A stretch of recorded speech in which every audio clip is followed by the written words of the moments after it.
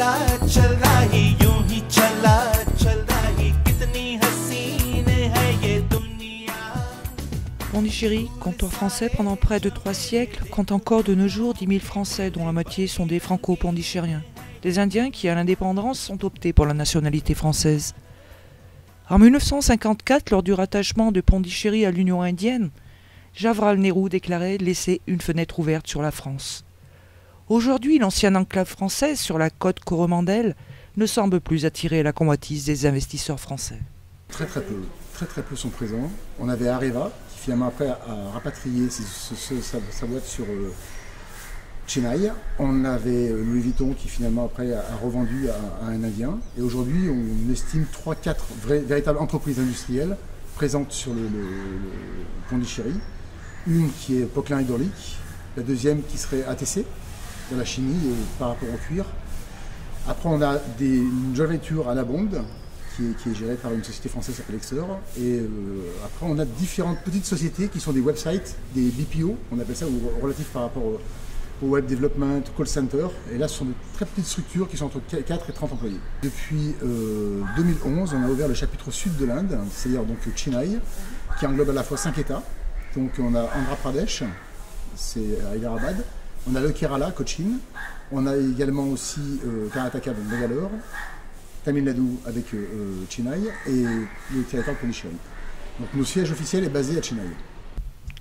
Le géant indien, 11e puissance économique mondiale avec 5% de croissance prévue en 2013-2014, est susceptible de devenir la première puissance en Asie. Bien derrière nos voisins allemands et belges, les Français restent toutefois très frileux face aux spécificités de ce marché. Marché complexe, très complexe. Culturellement parlant, administrativement parlant. Après, bon, c'est vrai que les Français ont beaucoup de problèmes au niveau linguistique.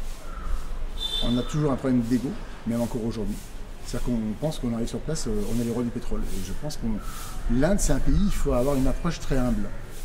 Et il faut savoir parler avec les Indiens d'une manière très, très sobre et pas les écraser. Au niveau de l'investissement en lui-même, on n'est pas le pays le plus important en Inde, loin de là.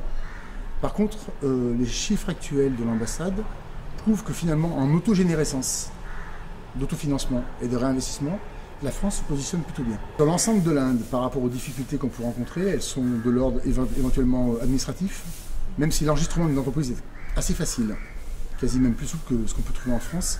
Après, dès qu'on rentre plus sur les acheminements chimiques ou autres, on a quelques contraintes. Et après, la contrainte principale, c'est quand même le pouvoir électrique, où il y a un manque absolu d'électricité sur le territoire du sud de l'Inde. Et une autre difficulté est également le rôle puissant des syndicats, notamment le CITU, le Center of Indian Trade Union, branche marxiste née du socialisme indien durant l'ère Nehru.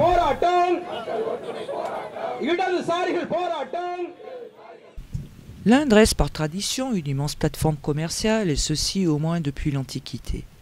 Les ruines de l'impérium romain d'Arikemendu à 6 km de Pondichéry attestent de cette période florissante durant laquelle la flotte commerciale romaine pouvait engager jusqu'à 120 vaisseaux. Le géographe Ptolémée faisait état d'un port nommé Puduké, désignant Putuchéry, et francisé Pondichéry, signifiant ville nouvelle en tamoul. C'est au milieu du XVIIIe siècle, avec l'arrivée de Joseph-François Dupleix lors de l'installation de comptoirs français en Inde, que Pondichéry connaîtra un essor considérable malgré les conflits avec les Britanniques. En 1754, par maintes machinations des directeurs de la compagnie, l'insaisissable Louis XV rappela Dupleix, qui finit dans la misère et l'indifférence.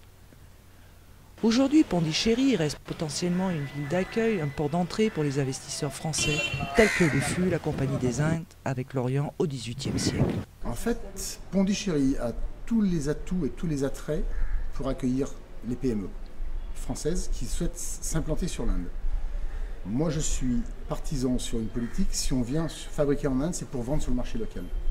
Et actuellement, aujourd'hui, toutes les grandes boîtes françaises qui réussissent en Inde, Alstom, Saint-Gobain, Renault, Michelin, c'est parce qu'ils viennent en Inde, pas pour fabriquer pour le marché européen, mais ils viennent pour élargir un nouveau marché. Donc une PME qui aujourd'hui veut développer le marché indien a tout intérêt, tous les atouts pour venir s'implanter sur Pondichéry. Parce qu'on a une qualité de vie qu'on n'a pas dans les autres villes indiennes. Donc toutes les PME françaises qui veulent s'implanter en Inde, moi je les invite activement à penser d'abord à Pondichéry et après ils peuvent le faire. Et le gouvernement est volontaire là-dessus. Même s'il n'a pas la compétence, il a la volonté d'eux. Parmi les autres atouts, on peut également citer la présence d'un consulat, d'un lycée français de 1280 élèves, 80 enseignants venus pour la plupart de la métropole, et où sont formés des élèves de la maternelle à la terminale, l'école française d'Extrême-Orient ouverte depuis 1955, l'Alliance française fondée en 1893 et l'Institut français de Pondichéry créé en 1955. S'investir en Inde nécessite toutefois un travail préparatoire, une sorte d'apprentissage pour une meilleure approche du marché. Énorme travail à faire, mais c'est vrai que tout peut très bien se passer comme tout peut très bien échouer. Si je suis très pessimiste, en fonction de ce que je vois aujourd'hui, je dirais il n'y en a aucune. Si je suis très optimiste, c'est mon caractère, je pense qu'on a tout à faire parce qu'en fait on part de zéro. Et aujourd'hui, avoir 3 ou 4 entreprises françaises présentes sur Pondichéry, on peut en estimer 15, 20, 30 ou 40, facilement. J'estime, moi, comme j'étais l'autre jour en réunion avec les régions Centre et la région Pays de la Loire, il faut passer au moins 1 an de travail, 1 an de préparation sur le dossier pour s'assurer d'avoir des arrières très solides et après on peut développer.